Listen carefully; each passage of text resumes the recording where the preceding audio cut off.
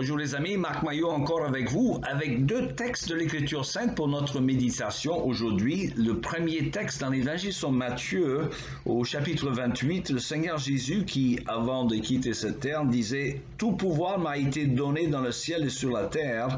Allez, faites de toutes les nations des disciples, baptisez-les au nom du Père, du Fils et du Saint-Esprit, et enseignez-leur à mettre en pratique tout ce que je vous ai prescrit. » Alors, un autre texte dans l'Ancien Testament, cette fois dans le deuxième livre des Rois, il s'agit d'une affaire du siège de Samarie, au 6e siècle ou 7e siècle peut-être avant Jésus-Christ, où la ville de Samarie était assiégée par l'armée assyrienne.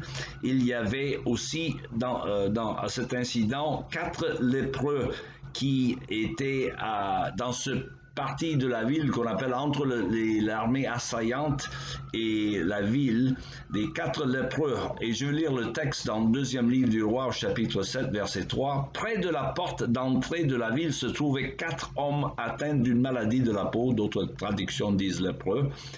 Ils se dirent l'un à l'autre, « À quoi bon rester ici et attendre la mort? Si nous décidons d'entrer dans la ville, nous y mourrons, car la famine y règne. Si nous restons ici, nous mourrons également. Venez, descendons plutôt au camp des Syriens et rendons-nous à eux. Si nous laissent vivre, tant mieux, et si nous font mourir, eh bien, nous mourrons. » J'arrête la lecture là. Ce texte de l'Évangile, dans l'Évangile selon Matthieu, d'abord, correspondent à l'ordre que Jésus a donné à ses disciples avant de monter au ciel, d'aller faire des disciples. Il s'agit de ce que les théologiens appellent le grand mandat, ou en anglais, the Great Commission.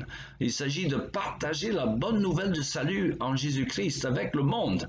Alors ce mandat s'adresse à tous les chrétiens, car même si tous n'ont pas la vocation de prêcher dans les églises. Tous ont la vocation de partager leur foi autour d'eux. Malheureusement, tous les chrétiens ne sont pas toujours fidèles quant à l'obéissance de cet ordre. Pourtant, il s'agit d'une affaire de vie et de mort, car si l'Évangile est bien compris, il n'y a de salut qu'en Jésus. Alors c'est un peu comme si vous connaissiez la cure pour une maladie mortelle alors que tous les gens autour de vous étaient atteints de cette maladie. Sauf c'est encore plus grave que cela, car la maladie mortelle pour l'éternité dont tout le monde, sans exception, est atteinte s'appelle le péché. Et Jésus, c'est la solution. Alors, si vous connaissez Jésus, donc vous connaissez le remède pour cette maladie.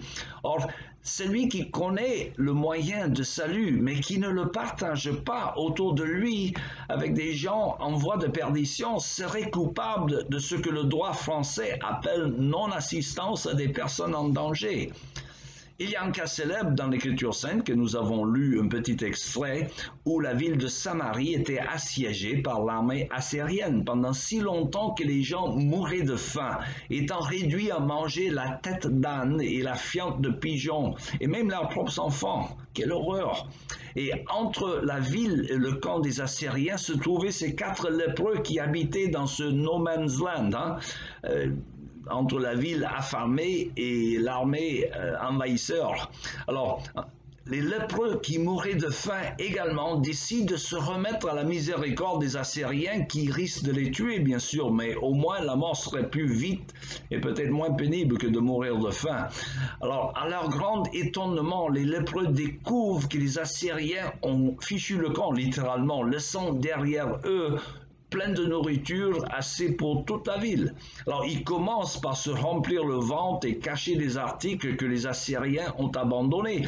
Mais soudainement, ces lépreux ont une prise de conscience. Ils se disent, au chapitre 7, verset 9, « Ce que nous faisons n'est pas bien. C'est un jour de bonne nouvelle. Et si nous gardons cette bonne nouvelle pour nous, et si nous attendons qu'il fasse jour pour la publier, le châtiment nous atteindra. » Alors, la situation est un peu pareille ou semblable pour nous et nos contemporains.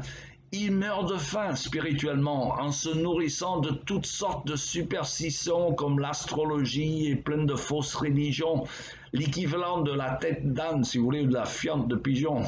Ce n'est pas du foie gras.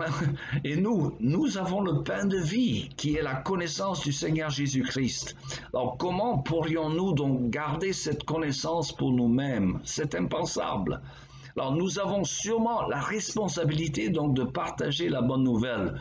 Que d'autres l'acceptent ou non, cela c'est l'affaire de Dieu, qui est puissant pour éclairer qui il veut. D'aucuns vont l'accepter et d'autres non, comme cela fut le cas pour la bonne nouvelle terrestre de ces 4 lépreux, si vous lisez la suite de l'histoire. Alors quant à nous, qui connaissons le Sauveur, le pain de vie, nous devons considérer chaque personne devant nous comme ou un chrétien, ou quelqu'un qui serait capable de recevoir cette bonne nouvelle. Il n'y a que ces 2 engences. Et dans les 2 cas, il n'y a aucune raison de rester timide à l'égard de l'évangile de Jésus-Christ. Alors, vous ne voulez pas quand même risquer d'être accusé par le tribunal de Dieu de non-assistance à des personnes en danger, n'est-ce pas? Voilà, c'est tout le temps qu'il me reste pour aujourd'hui. Il me reste qu'à vous souhaiter une bonne journée et à la prochaine.